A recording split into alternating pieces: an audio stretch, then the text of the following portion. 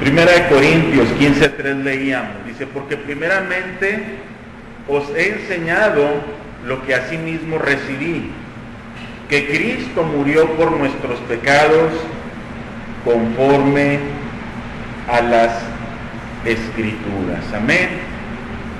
Voy a tocar, hermano, también los primeros versículos de donde inicia este capítulo, pero antes de entrar en un contexto completo, quise empezar por este versículo 3, donde el apóstol Pablo, hermano, hace una declaración que si bien es cierto que esta declaración es una gran verdad, cuando vemos una declaración como esta, a mí me trajo a la memoria o a la mente expresiones que se expresan cuando alguien muere en un epitafio, ¿sí? Y pareciera que el apóstol Pablo, hermano, está hablando precisamente así, de Cristo, que cuando Cristo murió, si tal vez estuviera usted frente a su tumba, diría esta frase: Cristo murió por nuestros pecados conforme a las Escrituras. Si Cristo se hubiera quedado en la tumba, yo creo que ese sería el epitafio que llevaría a su tumba. Porque siempre cuando usted va a un panteón y ve ahí una lápida y lee el nombre de una persona que dice fulana de tal, madre amorosa, le ponen sus hijos, ¿sí? Y se va otra y lee otra, el nombre de otra persona, y hay una frase ahí que hace resaltar la cualidad más grande que tuvo esa persona, ¿sí? Esposa amada, esposo amado, entrañable hijo, no sé, tantas cosas que cuando usted visita un panteón encuentra en la tumba de alguien que sus restos descansan ahí. Cuando usted lee todo el capítulo, Pablo, hermano, enseguida hace alusión a que Cristo no está muerto, que Cristo no se quedó en la tumba, sino que Cristo ha resucitado. Amén. Y lo importante es que usted y yo tengamos bien claro el propósito por el cual Jesús murió por nuestros pecados. Y lo hizo no según nuestra necesidad, no según su forma de pensar, no según una ocurrencia, sino lo hizo conforme a las Escrituras, porque Dios había establecido que el Redentor del mundo vendría a morir por los pecados de todos los hombres. Amén. ¿Con qué propósito es que muere Cristo, hermano? Por nosotros. Usted y yo ya lo leímos, por nuestros pecados. Pero ¿qué encierra este morir por nuestros pecados? ¿Hasta dónde trasciende la muerte de Jesús por nuestros pecados? Decimos, murió y nada más por nuestros pecados, y yo ya no tengo pecados y nada más. No, la muerte de Cristo, el morir por nuestros pecados, es un acto que ha trascendido la eternidad, o que trasciende la eternidad. ¿Por qué razón, hermano? Porque desde el momento que Cristo murió por nuestros pecados, murió por ellos para que usted y yo tuviéramos vida eterna. Amén. Pero vamos a ver, hermano, algunos propósitos más de los cuales la Biblia nos enseña que sucedieron o que Dios tenía en cuenta enviando a su Hijo para morir por nuestros pecados. Y miren, en la epístola a Pedro, en la primera epístola del apóstol Pedro,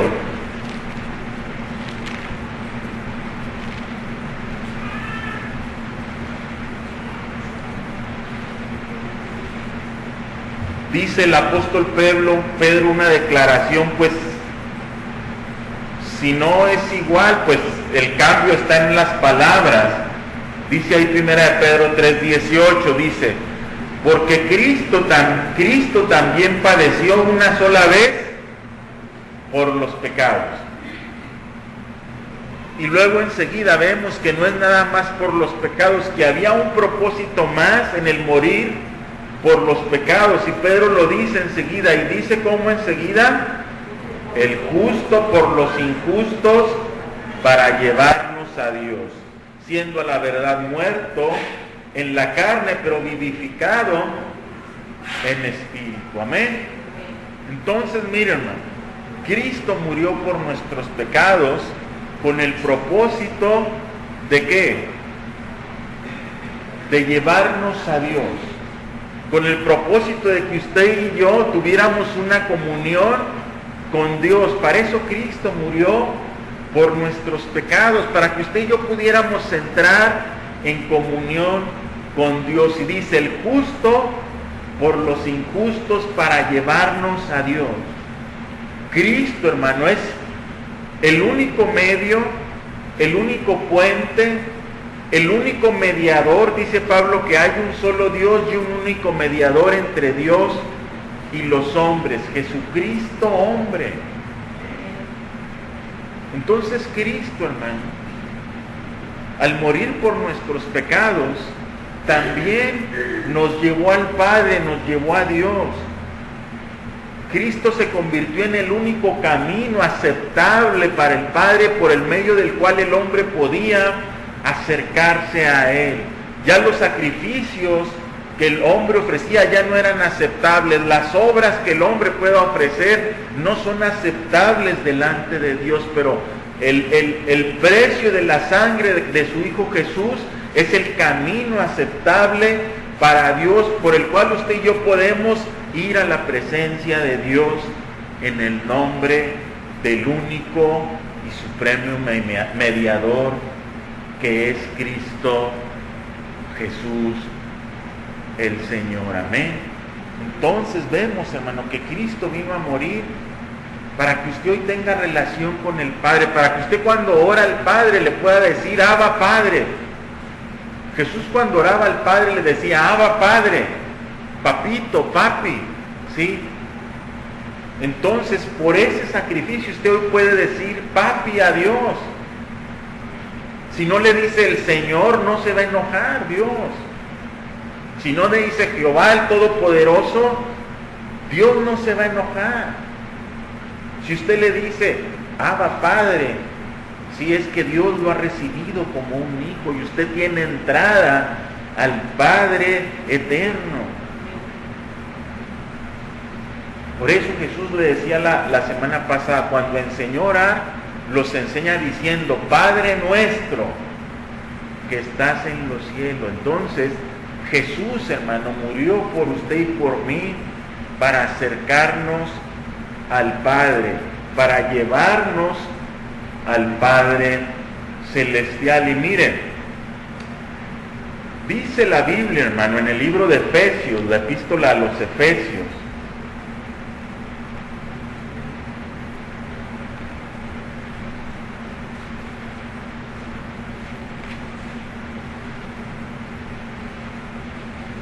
que otra de las cosas que Jesús hace al morir por nuestros pecados, hermanos,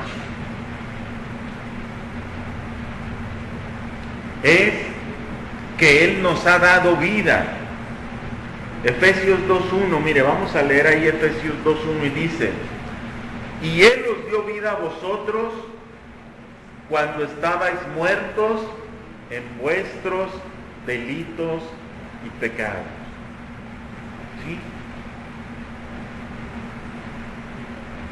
El hombre, hermano, el hombre que no ha conocido al Señor, el hombre que vive apartado del Señor, el hombre, hermano, que vive de esta manera en una práctica común del pecado. ¿Qué es una práctica común del pecado? Que todos los días miente, que todos los días roba, que todos los días es un idólatra, que todos los días adultera, que todos los días engaña. Porque así vive el hombre que no conoce al Señor Jesús. Tiene por práctica hacer lo malo. Todos los días son maldicientes, ¿sí? Todos los días son perversos. Todo eso es una práctica del pecado. El hombre que está en esa condición, dice aquí el apóstol Pablo, dice que está muerto en sus delitos y pecados. ¿Qué quiere decir esto? Que físicamente vivimos.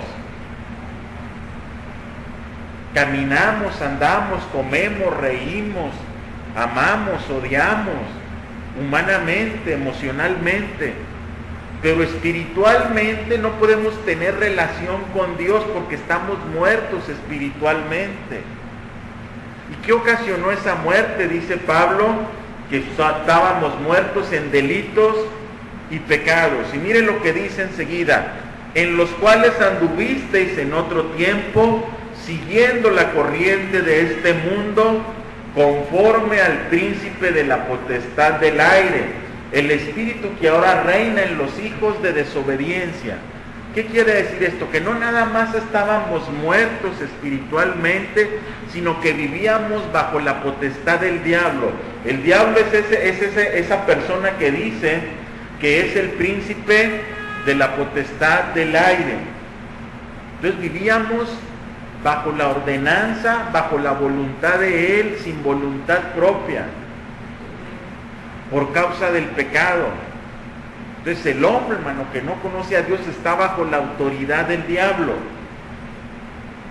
El hombre cree que tiene una voluntad, y el hombre le dice: cuando yo quiera yo dejo de fumar, cuando yo quiera yo dejo de tomar, cuando yo quiera yo dejo de hacer esto, cuando yo quiera yo dejo de mentir. Pero la realidad es que siempre ese hombre cae en los mismos pecados, en las mismas mentiras, y así continuamente vive. ¿Por qué? Porque está bajo la potestad del príncipe de este mundo, dijo Jesús. El que gobierna los aires de este mundo lo tiene viviendo de esa manera, en pecado y muerto espiritualmente, ¿sí?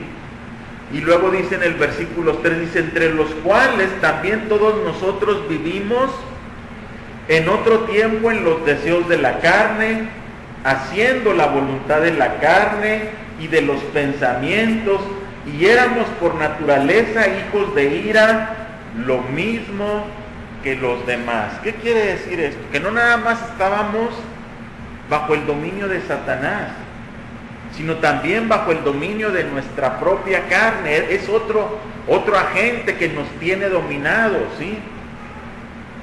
El hombre, una vez que empieza a consumir alcohol, crea en su cuerpo una necesidad imperiosa de volver a tomar, y el hombre está tomando continuamente porque su cuerpo, su carne lo está arrastrando, ¿sí? Aparte del placer que produce todo pecado, porque en general todo pecado conlleva un placer a la carne, ¿sí? Entonces éramos gobernados por nuestra carne, por nuestros deseos, por lo que a nosotros nos gustaba, lo que nos hace sentir suave, sabroso, rico, lo que sea. Pero el hombre, cuando no conoce a Dios, vive bajo los deseos de su carne, amén. Hay placer en robar, en mentir, en blasfemar, en burlarse, ¿sí?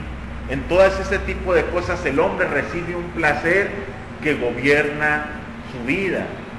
Por eso lo sigue practicando, si no, no lo practicaría. Pero ¿qué pasa? Hay un placer en la carne que conlleva el mismo pecado, ¿sí? Entonces, hermano, dice Pablo, nosotros estábamos igual. O sea, no podíamos decir, es que yo estoy ahorita aquí porque yo no fui tan malo. No, éramos igual de malos. Éramos igual de mentirosos, éramos igual de lasciviosos. Lo que pasa es que algunos son más discretos para pecar que otros. A lo mejor no lo hacíamos de acto, pero con nuestro corazón adulteramos, con nuestro corazón maldecimos, con nuestro corazón hicimos tantas cosas que Jesús enseña, hermano, que una vez que el mal, el pecado está en el corazón, ya es pecado. Y una vez que el hombre deja que sus emociones gobiernen, aunque no lo lleve a cabo, pero cuando deja que en su corazón ese deseo se quede ahí y permanezca, ya es pecado. Entonces, de alguna manera u otra, todos éramos pecadores y nos gobernaban nuestros instintos y los deseos de nuestra carne. Pero en el versículo 4 dice el apóstol Pablo, estamos todavía ahí en Efesios capítulo 2. Pero, alguien dijo, benditos sean los peros, ¿sí? Gracias a Dios por los peros. Y aquí es donde viene un pero de esos que a nosotros nos beneficiaron. Dice, pero Dios, que es rico en misericordia, por su gran amor con que nos amó. Pero, aquí es donde viene la parte que a nosotros nos benefició. Que había un Dios rico en misericordia y con un grande amor para con nosotros. Entonces dice en el 5, aún estando nosotros muertos en pecados, nuevamente afirma Pablo que estábamos muertos sin pecados, dice, nos dio vida juntamente con Cristo. Por gracia soy salvo. Cuando usted, hermano, se tope con una persona en esta condición, y cuando una persona va a usted y le dice, ¿sabes qué? Yo estoy en esta condición y yo sé que no hay salida para mí, yo sé que no hay manera de escapar, yo sé que ya no puedo yo seguir adelante. Usted tiene una respuesta y esa respuesta es, pero Dios. Pero Dios, recuerde, la respuesta para el mundo en pecado es pero Dios. El mundo está perdido, el hombre está muerto en sus delitos y pecados, el hombre está viviendo, hermano, una vida que cada vez lo está arrastrando más al infierno que al cielo. Pero Dios es rico en misericordia.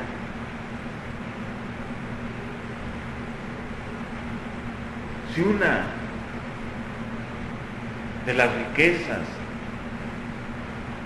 o más bien cuando los hombres, hermano, presumen sus riquezas, sacan sus carros nuevos, sus camionetas de lujo, salen sus casas, y nosotros compramos o vemos esas revistas, ¿no?, de la gente del jet set y ese tipo de cosas, ¿no?, así muy nice.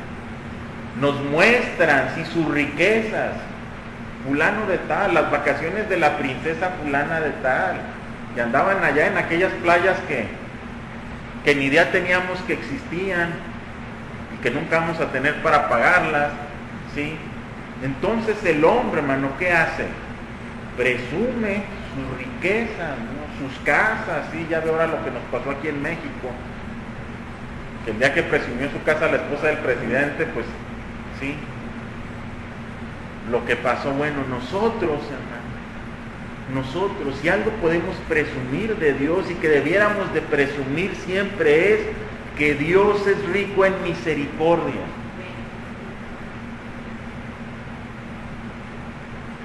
Eso lo tenemos que siempre que declarar, que el Padre que tenemos es rico. Sí, es rico, mi Padre es rico. Y quiere compartirte de sus riquezas. Y su mayor riqueza es su misericordia.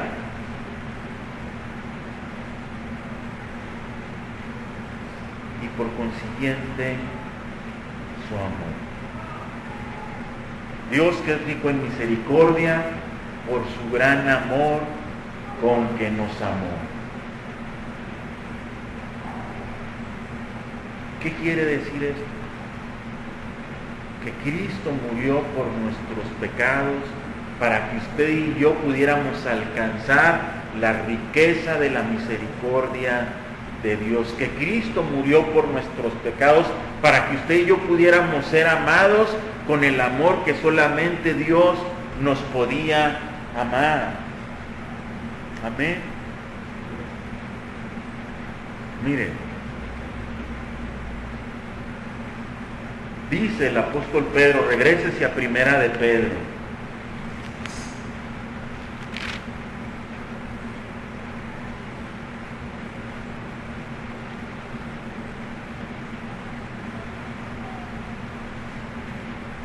Capítulo 2.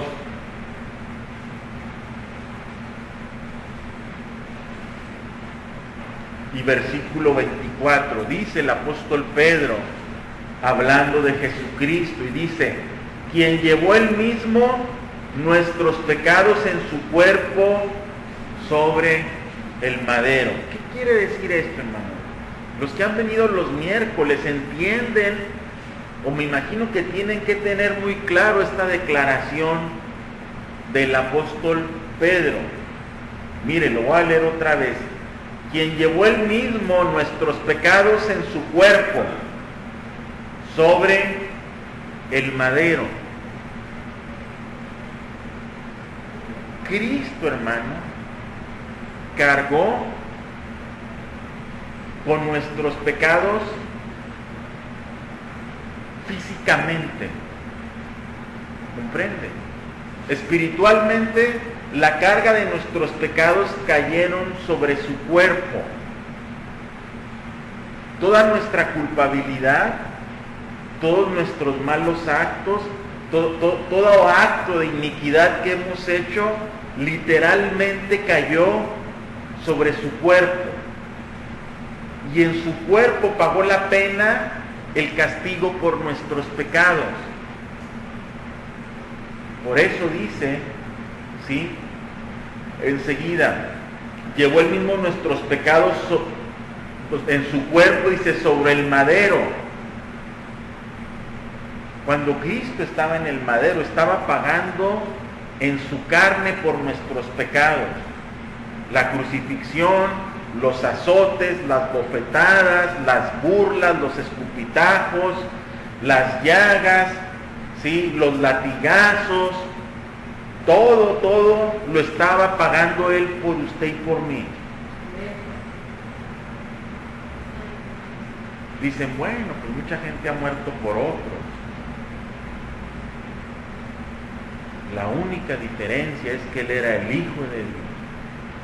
La única diferencia es que Él era el único santo en este mundo.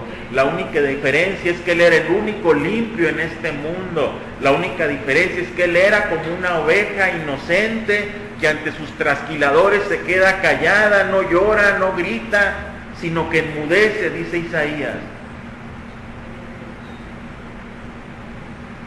La única diferencia es que si no es su sangre la que se ha derramado, usted y yo jamás pensaríamos que estaríamos en un lugar como este. Usted y yo jamás disfrutaríamos de la vida que hoy disfrutamos en Cristo Jesús. Usted y yo jamás disfrutaríamos de una relación con el Padre, de cercanía, de completa comunión con Él por su muerte. Él tenía que llevar en su cuerpo nuestros pecados. Él tenía que derramar su sangre en lidiación por nuestros pecados. ¿Para qué? Para que cuando el Padre viera la sangre del justo derramada, los injustos pudieran ir a Dios. Para que cuando la sangre del justo fuera derramada, el Padre viera la sangre derramada y todos aquellos que estaban bajo la autoridad del diablo fueran liberados del diablo. Para que cuando el hombre viera la sangre derramada, pudiera entender, hermano, que Dios es rico en misericordia y gracia para con los hombres. Dice ahí la segunda parte. Nuevamente Pedro afirma lo que Pablo acaba de decir, estando muertos a los pecados, dice, para que nosotros, dice, estando muertos ahora a los pecados, dice, vivamos a la justicia, dice, y por cuya herida fuiste sanados. Aquí sucede algo, hermano. Le voy a decir.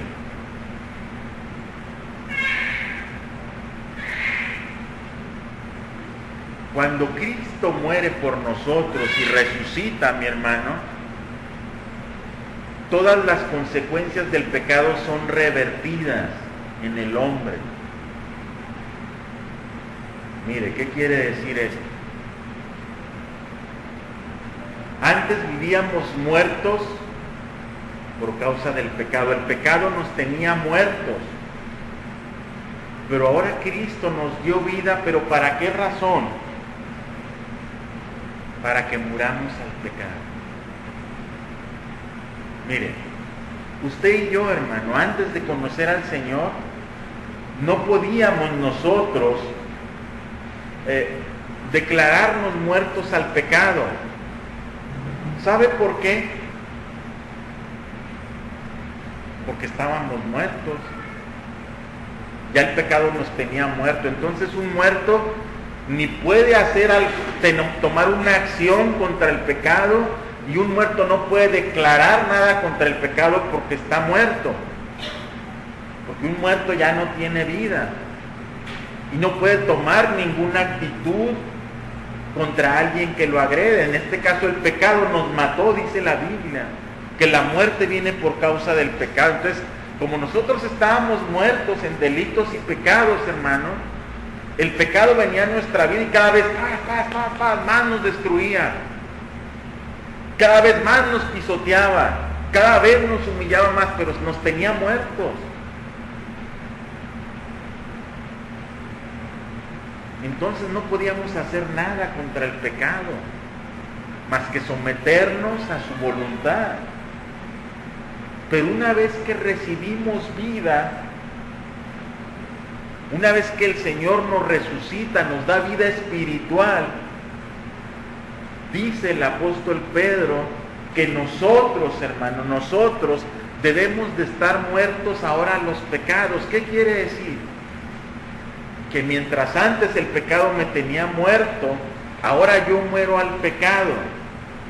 Entonces, ¿ahora quién es el que muere? El pecado muere en nosotros, porque yo me declaré muerto al pecado, y si yo estoy muerto al pecado, quiere decir que el pecado ya no va a tener autoridad en mí. Mire, a un muerto dígale, maldice, emborráchate. ¿Se va a emborrachar un muerto? No, porque está muerto. Engaña, roba, adultera. Pablo dice que así nosotros nos tenemos que comportar delante del pecado, como muertos. ¿Qué quiere decir? Que cuando un amigo nos diga, ándale, échate una. Muerto. Así como paletas cuando estamos en la hora de la alabanza, ¿no? Sin ninguna reacción, nada que diga que estamos vivos, ¿no? Nomás viendo. Así tenemos que ser con el pecado. Vente, vamos a hacer una tranza, ¿no? No quiere decirte ya, pues que se lo lleven a rastras como muertos. Porque nosotros, dice la Biblia, que ahora hemos muerto al pecado. ¿Cuál es la razón? Que Cristo nos dio vida. Y aquel que está vivo puede tomar decisiones, el muerto no. Entonces yo decido morir al pecado. Mire, las personas que se suicidan tomaron la decisión viva, no muerta. Ya después que se suicidan ya las vio usted muertas, y ahí tiesas y tiradas, ahorcadas. Así nosotros debemos de tomar esas decisiones con respecto al pecado. Váyase conmigo a Pablo. Mire cómo Pablo hace una declaración igual de similar que la que hace Pedro. Romanos 6.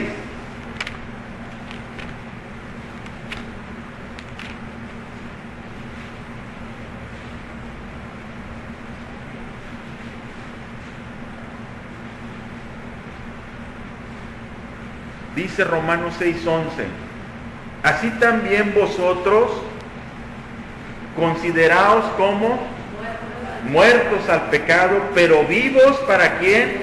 Para Dios en Cristo Jesús, Señor nuestro. Mire, el apóstol Pedro, hermano, esta palabra que utiliza, donde dice, así también vosotros consideraos muertos al pecado. La palabra considerar quiere decir contar.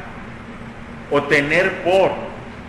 Entonces se da cuenta que Pablo está diciendo, así que vosotros cuéntense con los muertos, ¿sí? O ténganse por muertos al pecado, ¿sí? Así como ningún muerto puede robar, mentir, engañar, blasfemar, cometer cualquier pecado, dice Pablo, así tú también haz de cuenta que eres como uno de ellos en relación al pecado. ¿Sí? Cada vez, hermano, que el cristiano peca, porque el cristiano también peca, ¿no? ¿Sabe por qué es? Porque no se quiere morir. Porque ¿quién se quiere morir? Nadie. Y como el pecado trajo a nuestra vida placeres y beneficios y nos hacía sentir bien y la carne reclamaba, entonces es por eso que se encuentra esta lucha en el cristiano. Muere el pecado, pero vive para Dios. No se puede vivir para Dios y para el pecado. Se muere el pecado y se vive para Dios, o se vive para el pecado y el pecado te mata y te lleva al infierno y a una condenación eterna. Pero no puedes vivir para el pecado y vivir para Dios. Nunca vas a poder agradar a dos amos, dijo Jesús, porque a uno se va a amar y al otro se va a aborrecer. Si amas al pecado, aborreces a Dios. Si amas a Dios, vas a aborrecer al pecado y vas a tratar con todas tus fuerzas que cada día que el pecado se presenta, a hacerle como los perritos, hasta el muertito, ¿sí? Aunque no está muerto, ¿sí? Así debemos de ser nosotros como el pecado. Cuando lo veamos venir hay que acordarse del perrito. ¿Qué le dicen al perrito? Hasta el muertito. ¿Y qué hace el perrito? Se tira panza arriba, ¿no? Y no se mueve. Así nosotros. Cada vez que veamos el venir el pecado a nuestra vida, hágase el muerto. En la tele hemos visto, en películas o en caricaturas, que cuando un oso te va a atacar te hagas el muertito, ¿no? No sé si lo ha llegado usted a ver, que da risa, ¿no? Y el oso empieza a enterrar al muertito que no se movió y hasta lo entierra, ¿no? Porque lo vio muerto. Así, si es necesario que nuestros amigos nos entierren, tú para mí ya estás muerto. No, ni modo, pues era para el pecado. La madre al hijo que se convierte, tú para mí ya te moriste, porque dejaste la religión, las costumbres, esto, las tradiciones. Tú para mí ya estás muerto. Bueno, si es al pecado, Pablo dijo, en Cristo todos los días muero. Y si por esa razón lo van a enterrar sus amigos y su novia y sus parientes, qué bueno que lo entierren y bien adentro. Y boca abajo, dice, no, para que no se salga. Si es para el pecado, hermano. Dicen que a la suegra sí la entierran. Incompleto la frase. Sí. Es una frase del mundo, si no se ofenda a nadie, pero así dicen. Entonces, así nosotros, hermanos, debemos de considerarnos muertos al pecado. Amén. ¿Por qué razón, hermano? Porque cuando Cristo murió por nuestros pecados, murió para que usted y yo pudiéramos morir al pecado y vivir para la gloria de Dios. El Señor, hermano, el Señor para eso murió por nuestros pecados, para que ahora en usted y yo haya el poder, no de dominar al pecado, hermano, de morir al pecado. Los hombres que se jactan, que tienen control de sí mismos, que ellos dominan al pecado, que ellos saben nomás hasta dónde, ¿sí? Dice un dicho del mundo que primero cae un hablador y un cojo. Y así les pasa, es que no pasa nada. Y no pasa nada, y no pasa nada. Y cuando menos se acuerdan, ya están en la lona, ¿sí? Porque así creyeron. Miren, Entonces, regrésese allá a Corintios 15. Le dije que íbamos a hablar de los 2 versículos anteriores. Los voy a empezar a tocar ahorita.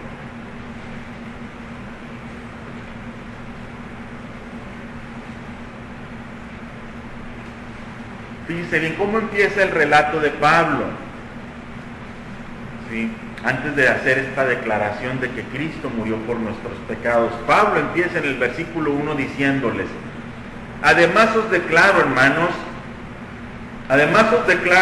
hermanos, el evangelio que os he predicado, el cual también recibisteis, en el cual también perseveráis, por el cual asimismo, si retenéis la palabra que os he predicado, sois salvos, si no creísteis en vano. Esta es una declaración, hermano, que la tenemos que tomar muy en cuenta, porque hay mucha gente que ha creído en vano el evangelio. Hay mucha gente que ha creído en vano en Jesús. Hay mucha gente que ha declarado una fe en Jesús en vano. No era genuina su fe, no era genuino su decisión que tomó de seguir a Jesús.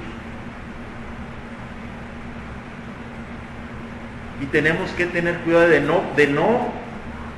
que no nos vaya a pasar eso. Porque hubo muchos que empezaron con nosotros y no están ya con nosotros. Hubo muchos que creyeron en vano, que cantaron en vano, que leyeron la Biblia en vano, que se alegraron en vano con nosotros. ¿Por qué? Porque ya no están con nosotros. Y miren, lo primero que dice Pablo, miren, dice,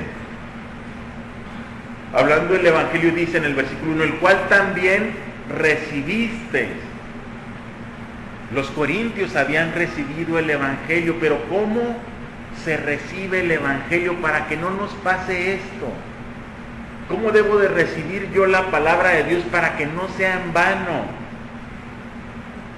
Porque mucha gente ha recibido el evangelio, a mucha gente le hemos hablado y han dicho sí al Señor, pero la verdad es que ya no siguen al Señor. La verdad es que ya no creen en el evangelio. ¿Cómo se recibe el evangelio? Hechos 17.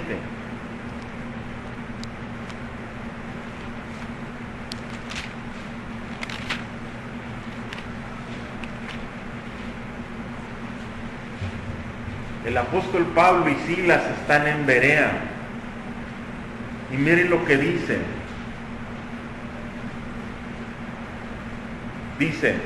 Voy a leer desde el 10. Dice, inmediatamente los hermanos enviaron de noche a Pablo y a Silas hasta Berea. Y ellos, habiendo llegado, entraron en la sinagoga de los judíos, de los que estaban en Berea. Dice, y estos eran más nobles que los que estaban en Tesalónica, pues recibieron la palabra con toda solicitud, escudriñando cada día las Escrituras.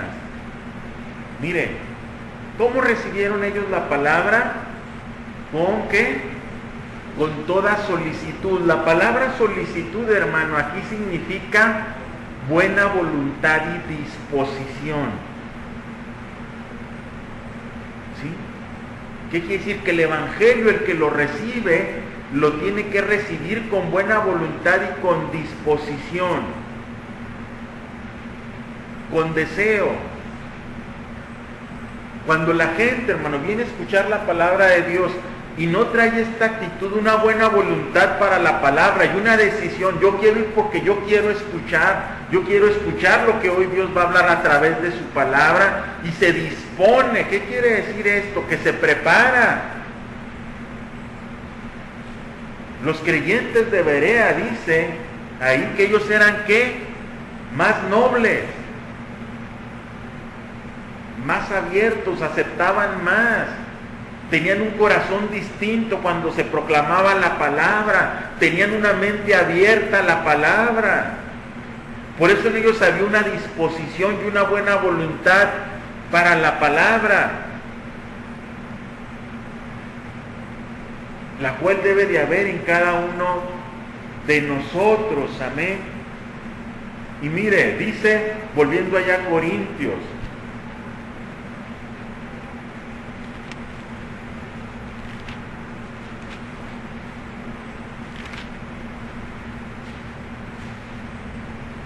dice, la cual también recibisteis, en la cual también perseveráis. ¿Qué quiere decir esto?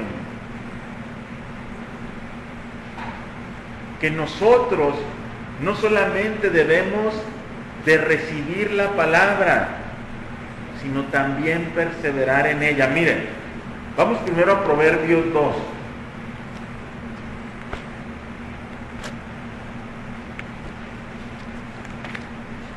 Miren lo que declara el proverbista en Proverbios 2.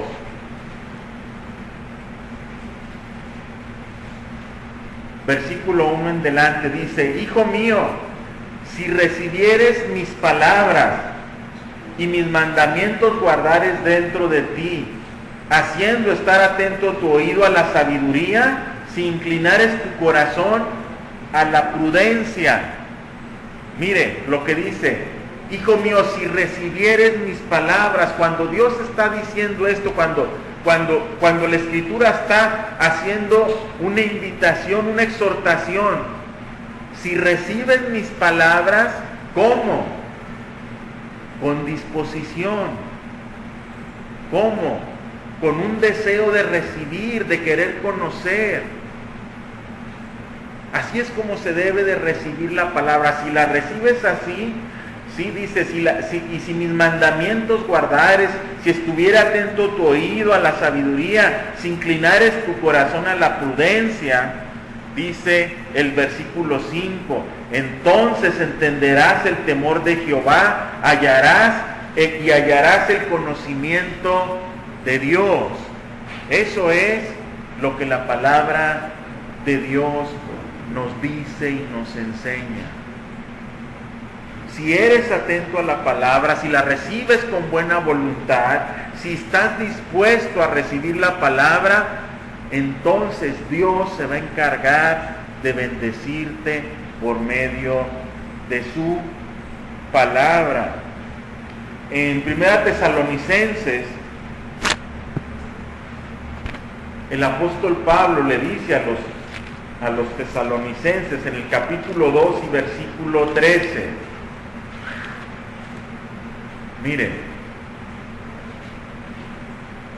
Miren lo que dice Pablo de los de Tesalónica. Dice, por lo cual también nosotros sin cesar damos gracias a Dios de que cuando recibisteis, ¿sí?, la palabra,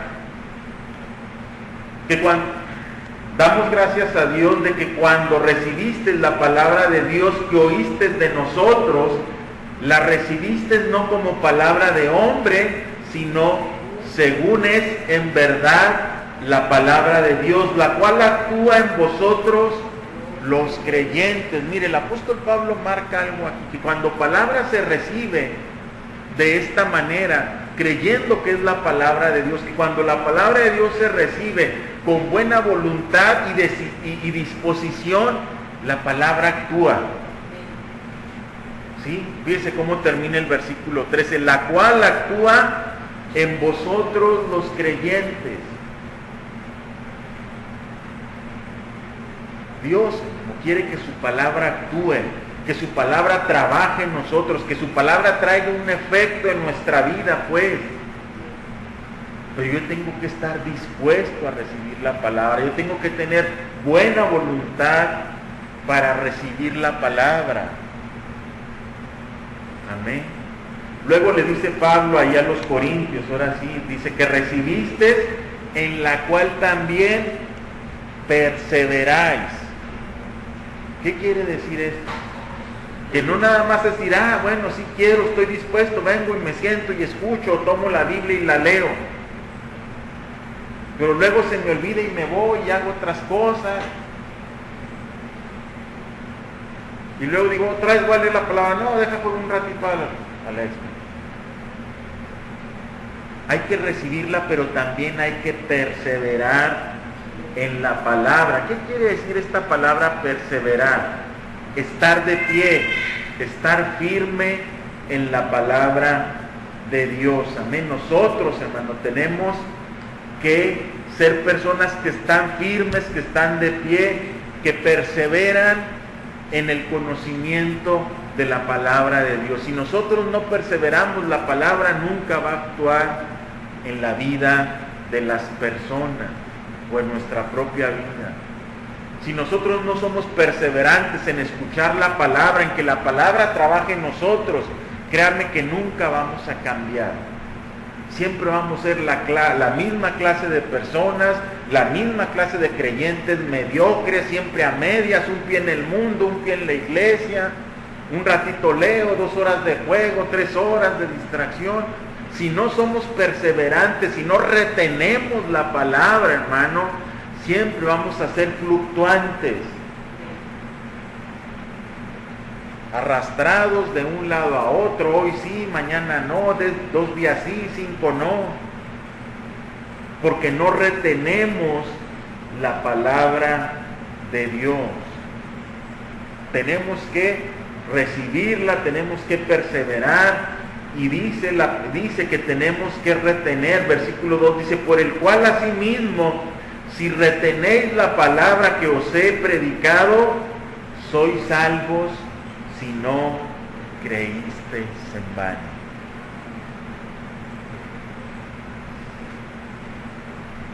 La gente dice, bueno, yo escucho.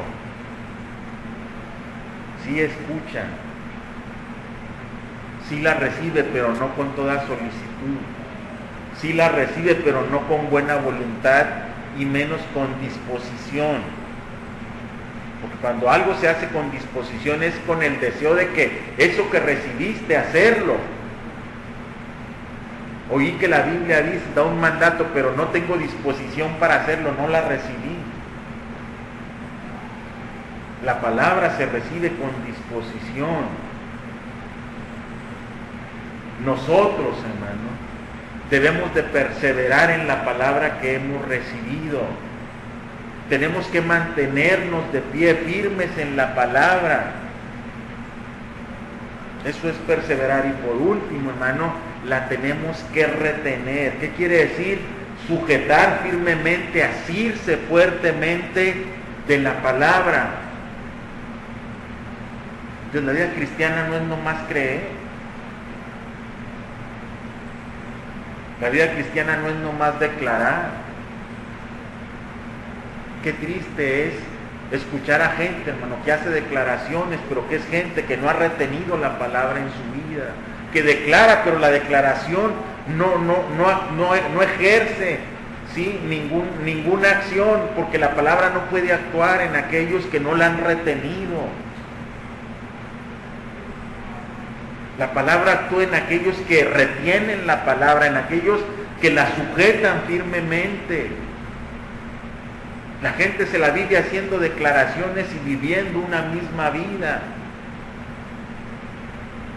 siguiendo al Señor a medias, sirviendo al Señor a medias, creyendo en el Señor a medias, recibiendo promesas a medias,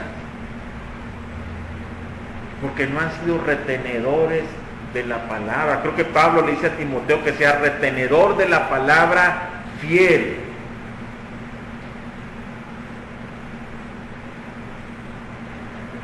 Cristo, hermano, murió por nuestros pecados. Cristo murió por usted y por mí. Cristo quiere que usted y yo retengamos la palabra. Pablo le dice a Timoteo, guarda el mandamiento sin mácula, sin mancha, en Timoteo 6, 13 y 14. Déjenlo leo, porque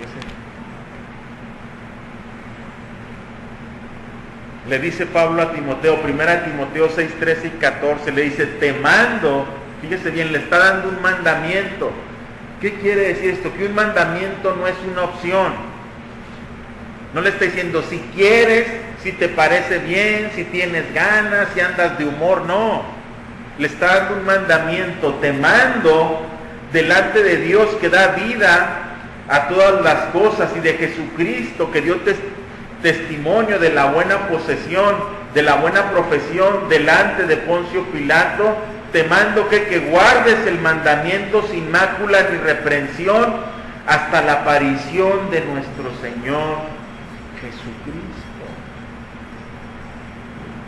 ¿Hasta cuándo yo tengo que vivir con esta actitud, hermano? Hasta que el Señor venga. Hasta que el día que el Señor venga yo tengo que estar recibiendo la palabra con un corazón dispuesto, con solicitud, con disposición. Hasta que el Señor venga yo tengo que estar, yo tengo que recibir la palabra, guardarla, retenerla. ¿Qué quiere decir eso, hermano? Que este es el estilo de vida del creyente. No hay otra forma de vida para los cuales Cristo murió por sus pecados. Si Cristo murió por sus pecados, si usted dice que Jesús es su Salvador y que un día Él lo aceptó y le limpió todos sus pecados, usted tiene que vivir de esta manera,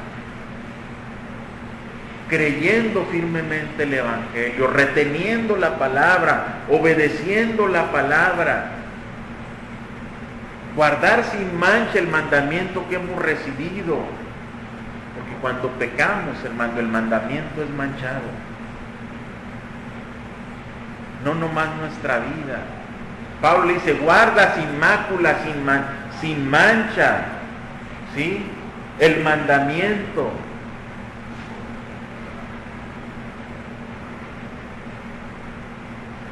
Nosotros que decíamos que no se había de mentir, mentimos. Nosotros que decimos que no se debe de robar, robamos.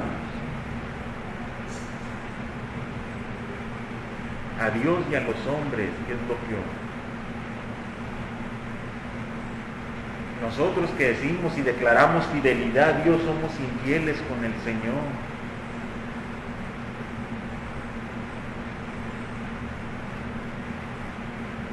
El nombre del Señor es vituperado por causa nuestra.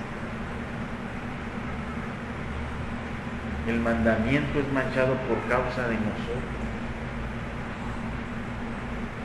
Porque un día sin entender esto nomás declaramos y declaramos. Pero en nuestra vida no había fuerza para retener la palabra. En nuestra vida no había fundamentos para estar firmemente parados en la palabra.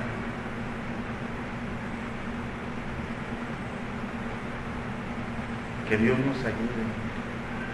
Cristo murió por nuestros pecados. No hay manera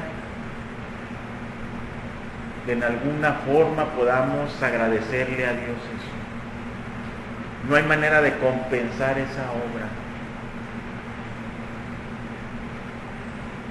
Lo único que nos queda, hermanos, es una vida de agradecimiento, de obediencia a Dios y su palabra, y una vida de fidelidad a nuestro Señor. Póngase en pie.